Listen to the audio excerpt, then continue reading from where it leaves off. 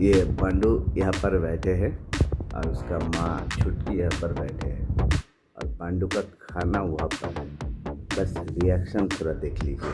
पांडू तेरा खाना खा लूँ क्या? पांडू तेरा खाना खा लूँ क्या? हाँ खा लूँ क्या? हाँ क्या रे, खाना खा ले?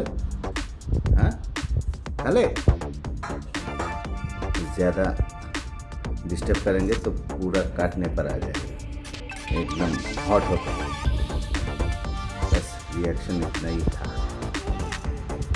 ये देखो, जैसे मैं बोला कि ये खाना खा ले क्या, तेरा खाना, बस वो खाने पर फिर से लग गया। अब ये सफा करके ही वो